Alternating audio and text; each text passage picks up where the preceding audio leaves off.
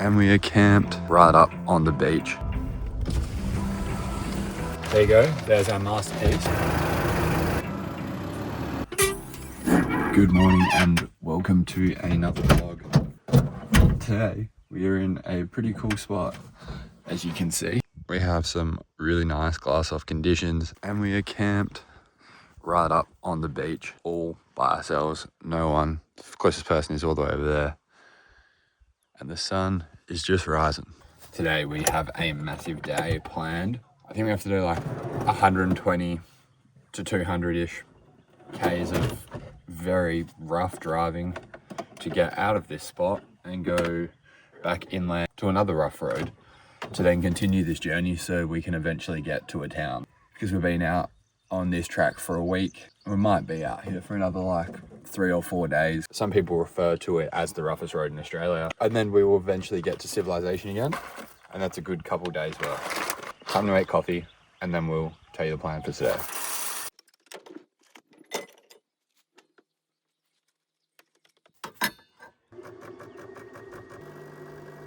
One thing I do not like about my setup is this tailgate.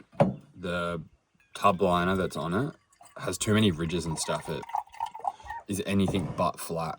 So when you're like putting stuff like milk, so easy for it to tip over if you don't put it down properly. So I honestly think I might pull the whole thing off so I have a bit of a flatter surface to work. Maybe when I get home, I might make my own tailgate storage. So I'll cut it off and put a flat bit of alley on top of it and then a bit of storage on the inside. And then that way that will be a really good spot to put like recovery gear and stuff. Perfect. Loz has got peppered by like little midges or something this morning. They look like mozzie bites, but there's no mozzies flying around. She got 4 on just her legs. I think I have some as well, but leg hair makes it a bit harder to find than when they're that small. Just what kind of just keeps getting nicer and nicer as the sun's coming up. Got mangroves over there, so I'm assuming that's why there's sandflies or midges or whatever they are. And the fish are still busting up. You can also do a fishing charter from here, which I was tempted to do, but I had 2 good days fishing out on the boat. I caught like a tuna and a bunch of other really cool stuff. So that's probably the only reason I'm opting not to do the fishing charter. Yeah, now I've got to make Loz's coffee and then we're going to make some brekkie. And we also have 2 kind of problems for this video. First up, we don't know if the car's going to start because we've got a cooked battery. It's just not holding its voltage. The alternator is definitely charging at the correct voltage, so we're getting the correct amp charge at the battery and the voltmeter is reading the correct volts on the battery when it's driving, but then as soon as we shut it off overnight, maybe over 2 nights, it just drains to completely dead. So it's definitely time for a new battery. And the other potential problem, this road is so bloody rough. We are kind of lucky that we got here with nothing rattling off. So I don't know if we'll make it back out with nothing rattling off. Fingers are crossed, and the tires are down at 20-ish, 25-ish. So pretty soft to hopefully absorb that. And then we have the adjustable suspension, which is all on the softest, so that it makes a bit of a smoother ride. Look at him go. Also, do not stress, I will never bore you with fishing. If I'm going to do some fishing, I will do fishing and then I'll show you me catching something. So you just get to see the fun part. I know if you don't really enjoy fishing, pretty boring. All right, let's make some brekkie. So we're getting annihilated by these sandflies. I think I have 5 on one leg, so I'll just double it to 10. And Loz has 15. And they are bloody itchy. So itchy. I've never felt bites this itchy before. Yeah, well, you know when I told you I camped on the salt flat on the start of the gib? Yeah. I woke up like probably 2 o'clock in the morning and my arms were covered, my legs were covered. And it was so hot, but I was like wrapped in the sleeping bag.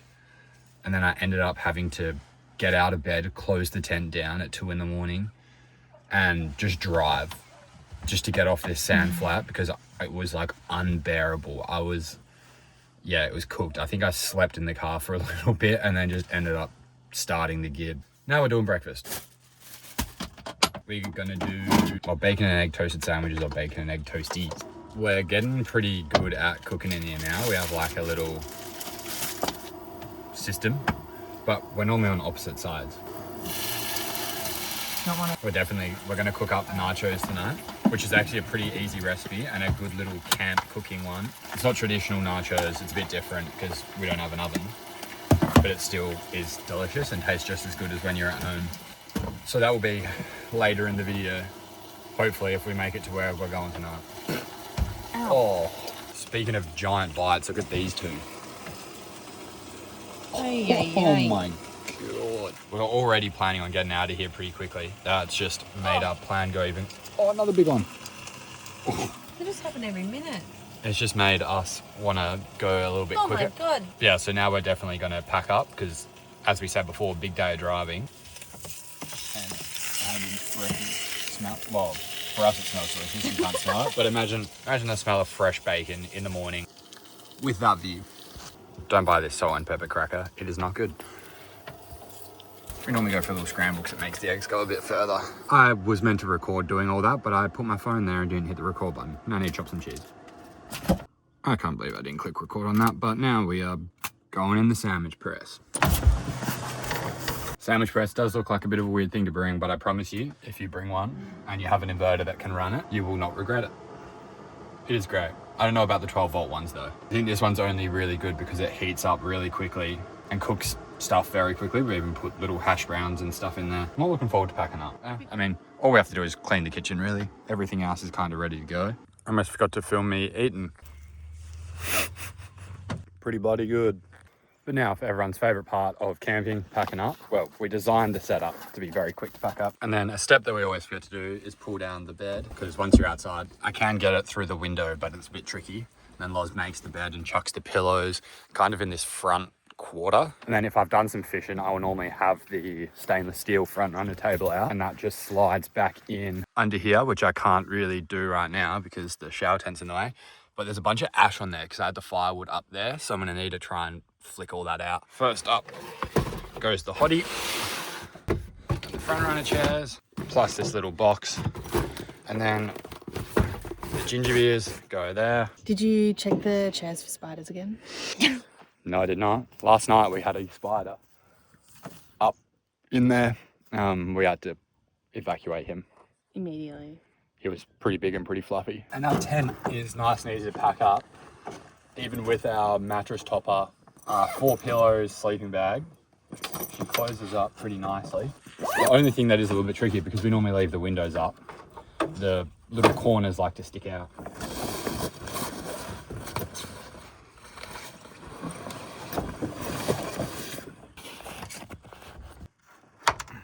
So that is pretty much camp packed up now. Will the trusty BT50 with a very dead battery start? He's close to not starting, but we are good. Saved ourselves 10 minutes of mucking around with the jump starter.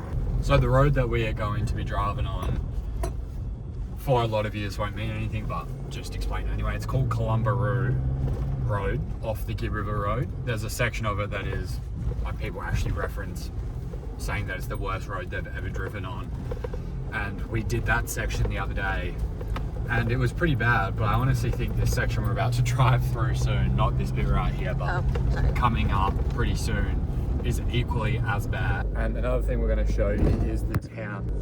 And another thing we'll show you in a bit once we get there is, and another thing we will show you when we get there in a little bit is the town. Here we go, this is what the road's like, and you can hear the rattling and stuff of bits and pieces. It kind of just comes and goes in sections. Like, some of it's quite soft and bull dusty, and then other parts like this where they're just rocky and real hard corrugation. So what do we reckon? Place bets? Does the caravan let us pass them, or do they keep driving at 20 something k's an hour and look like they're about to roll their little hybrid camper trailer? Oh my god. Hey man, your little one of the stabilizing legs on the back of the van's flapping around. She's definitely getting yelled at about that. Yeah, someone's getting yelled at. When you're out in places like this, you can never miss an opportunity to dump your rubbish, because your bin bag fills up pretty quick, and rubbish tips are very few and far between. There's something here that doesn't sound good. knock going on. Why are you shaking so much? Can you turn the aircon off?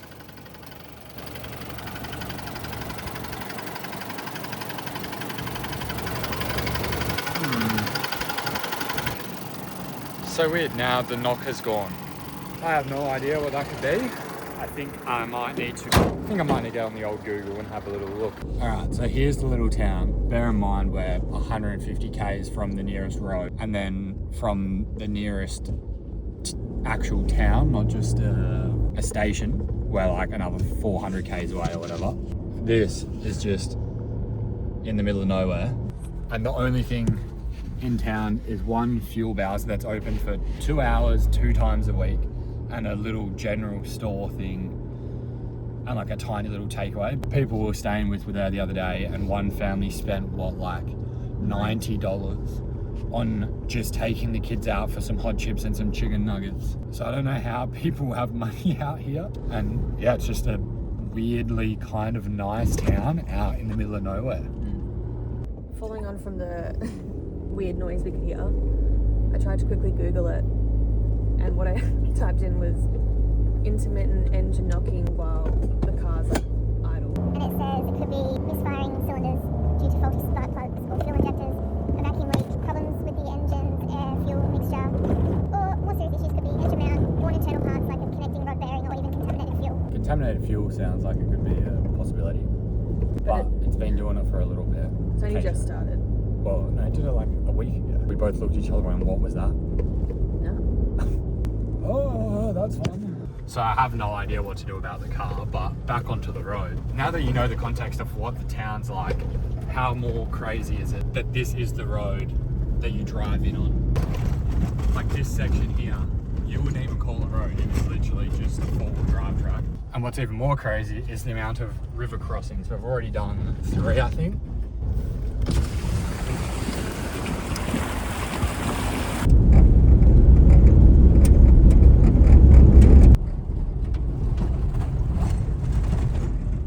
I reckon it's been about 2 hours-ish of driving. Don't even know how many more Ks we've got. Bloody long. I just quickly pulled over because we were getting more hungry, and then we realised we still had 90 kilometres. Ran some crackers and hummus. Yeah, 90 more Ks off this road, and then we get to a little station where they have fuel and water, and we need to fill up the water tank. Keep driving. This vlog is going to look really stupid because we just talked about so long for we need to get fuel and stuff. We got fuel at Drysdale Station, Drysdale River Station. They had like a little mini restaurant thing there, so we also got chips, which we have demolished. We got cheap, crappy iced coffee and a Coke, and then also filled up with water because we were supposed to be on this road for about a week, and we're not even at the halfway point, and it's already been a week. Yeah. So luckily we brought 10 days worth of food just in case. And we caught fish. Yeah, we caught fish, so we had 2 dinners for no extra meals. And then now we're going to another homestead station, which has a really cool 4-wheel drive track. We'll see how we go for timing on this vlog. Maybe the 4-wheel drive track will get put in this video as well. Today alone we've done 390 Ks. It's a pretty big day of driving, especially when it's all not exactly great. So it is now 3:41, I believe, and all we've been doing is driving. We've finally reached our turn off, but this is like 30 Ks down this road to get to the actual station itself. Maybe we'll get there and have a beer. What do you reckon? Yeah, that'd be nice. So now that was officially 8 hours of driving, and we are here, I think. Well, we're in the camping area anyway. Wind. All right, let's go check in, and then we will go to the camp spot, and then we'll come back and have a beer. She said to go to the gorge tomorrow. It's classed as extreme 4-wheel driving. I'm assuming they just use that. Only the last like 12 Yeah, days or something. only the last couple Ks. Yeah. I'm assuming they normally say that stuff to scare people off. So we will be doing it, and we will be having lots of fun. So after a bunch of driving around, we have found our camp. I'm going to talk kind of quiet because there's people everywhere. But I know, pretty cool. Out in the bush. Oh, look at that. The dust is bad. I mean, it was 8 hours of driving, so...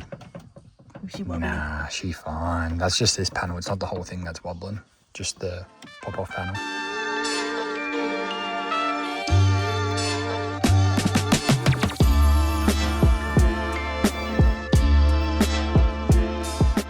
Go on, wipe it.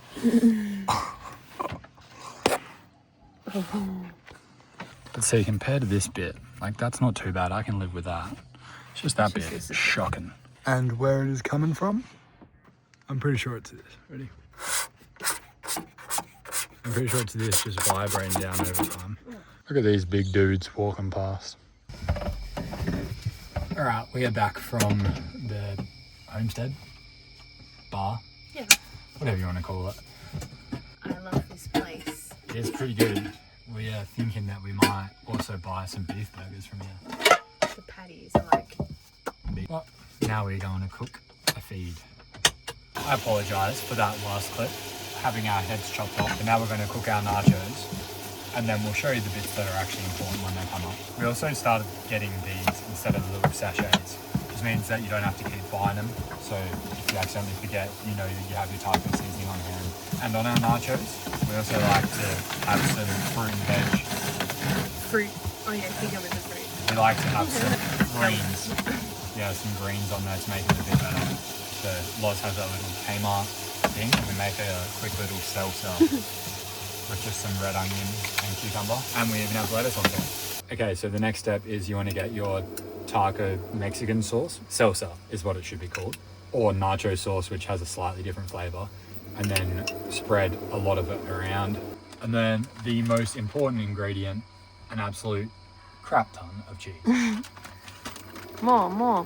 We would normally do more cheese than this, but we're running low in that department. So you chuck the lid on, crank it up a little bit, and then it will melt, and then you have like a cool nacho bowl. So then once you have the cheese melted, looking good, the next part is optional. We chuck lettuce on there, a lot of lettuce, and then our onion and cucumber salsa just diced up finely. And then my favorite part, massive chipotle swirl, but most important ingredient, apart from cheese, corn chips. And then you just scoop it. Massive nacho bowl. There you go. There's our masterpiece. And yeah, just get your corn chips, scoop it up. Perfect.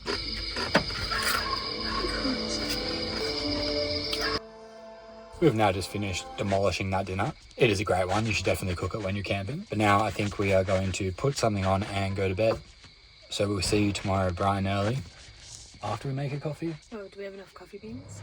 Well, after I make a coffee. And then we're going to go on that little 4-wheel drive trip. Don't click off the video yet. Alright, so good morning. We're getting ready to go do that 4-wheel drive track, but we have to make coffee first, breakfast. Bore you with all that again. We'll just catch back up when we are getting ready to go on the track. And maybe we're going to go visit some baby cows as well. You're a weird looking dog. He said yeah. So fluffy, those ones. Alright, we got the coffee, but I decided that it's time to fix the stand-up paddleboard, because as you can see, it's not exactly doing its job. As you can see, it's a bit wobbly, so I can only imagine what it's doing when we're driving on these corrugations. So I'm going to take it off while we go do this 4-wheel drive track. I'll leave it over there, and then tomorrow when we leave, I'll fix it back up.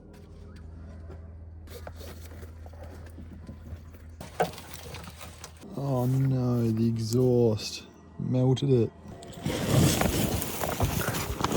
Looks like I might be going in the bin. Yeah, well, I don't think that looks good. So maybe when I come back from this track, I might actually inflate it and see if it even holds any air, because if not, there's no point carrying it. I might as well just go in the bin. You win some, you lose some. So before we can get it going, I just had a look underneath while I was getting the stand-up paddleboard out. And it turns out the leaves are a bit flat. So we're going to chuck some more air in the old airbag just to help a little bit, because I think we might be a little bit heavy with full load of water and everything else we got in here.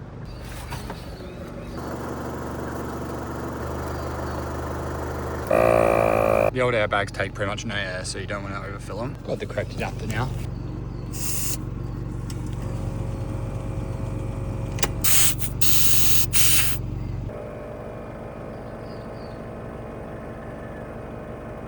So I ended up putting, I think, about 35 PSI in them all. Is the most PSI I've ever put in them. But I'm assuming just because we're heavy and the leaves are a bit old now. That they're kind of lost a bit of their bounce, but if the track gets too rough, I will let them down a little bit. There we go, that's the start of the track. I'm intrigued to see what they say extreme four-wheel driving is. So far, the track's not too bad. It's just been a bit rocky. It's cruising so far.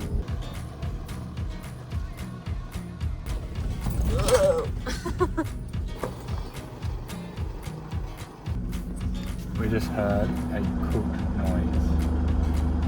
Sounded like something breaking. Who's gonna drive it for 90 seconds?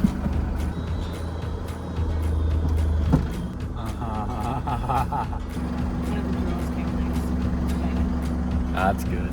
I'm okay with that.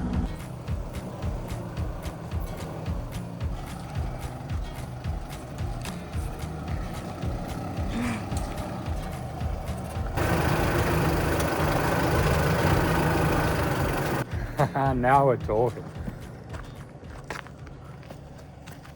This looks a bit fun. Giant boulders. Hold up. That's level there. So it's going to be a bit of fun. That's better. Gonna be fun going back up. We just completed that little part of the four-wheel drive track.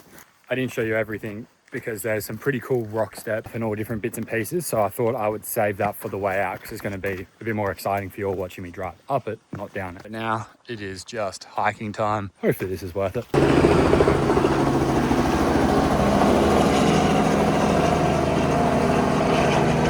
Well, yeah, this is pretty cool.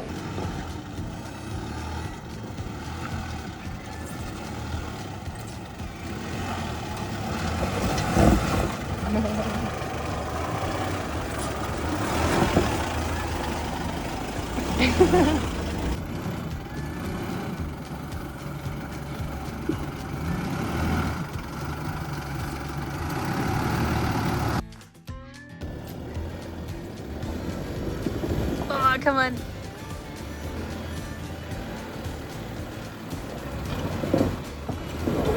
Oh. Oh my goodness.